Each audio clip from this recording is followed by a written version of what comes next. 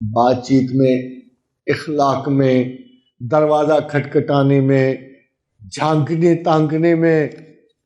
بازار میں، سودا میں، قرض میں، لین دین میں محمد رسول اللہ آپ کے سامنے کھڑے،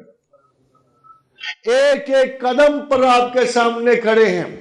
ایک ایک انداز آپ کو سکھا رہے ہیں، نظر کیسے اٹھانا کیسے جھکانا آپ کا پیغمبر آپ کو دکھا رہا ہے۔ اخلاق، آپ بچ کے کہاں جاؤ گے؟ کیا ظلم ہوا آپ پر؟ ایسا پیغمبر ملا جس نے زندگی کا کوئی کرینہ ہی خالی نہیں چھوڑا۔ یہی وجہ ہے کہ آپ بھاگتے بہت ہو اپنے پیغمبروں سے، اپنے پیغمبر سے بہت بھاگتے ہو، کیونکہ آپ کے کانڈکٹ کی ایک ایک لائن اس کے کردار نے ترتیب دی ہوئی۔ اور کیا عجیب پیغمبر ہے، 1,32,000 حدیث بخاری نے اگر کلیکٹ کی ہے، کیا کمال ہے، کیا انسانی اعتدال کی انتہا ہے کہ ایک بھی حدیث ذاتی تعریف میں نہیں۔ یہ کمال انسان ہے۔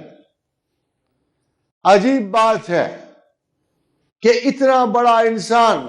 صبح و شام غیر معمولی حالات میں رہنے والا،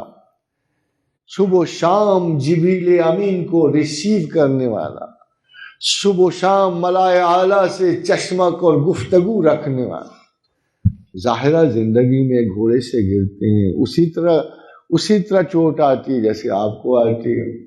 مسجد میں لیٹتے ہیں اسی طرح پاؤں پہ پاؤں رکھتے ہیں جیسے آپ رکھتے ہو، اسی طرح راتوں کو سوئے ہوئے جب نیند کو آنکھ کھولنا ساتھ ایک مشک لگی ہوتی ہے، اس میں سے پانی نکال کے آنکھوں پہ تر کرتے ہیں تاکہ آنکھیں ذرا اچھی کھل جائیں،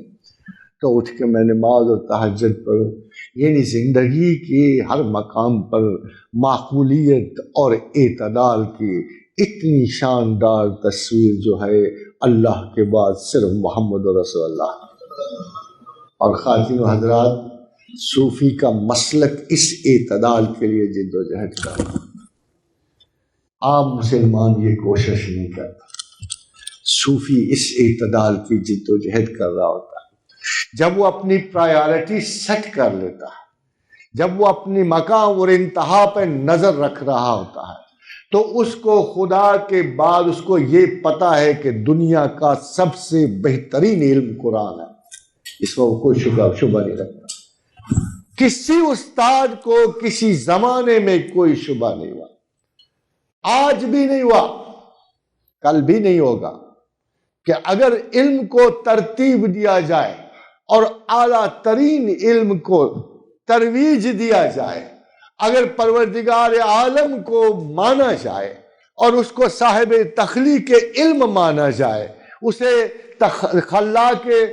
علم اور عقل مانا جائے، تو پھر آپ یہ مانو گے کہ قرآن اس کی کتاب ہے جس سے بڑا عالم کوئی نہیں۔ اور اگر قرآن بہترین کتاب ہے تو ہمارے لیے دیکھنا لازم ہے کہ کیا قرآن کسی اب نارمل کو دیا گیا، کسی سب نارمل کو دیا گیا، تو ہمیں پتہ لگے گا کہ قرآن سب سے زیادہ معتدل شخصیت پہ اتارا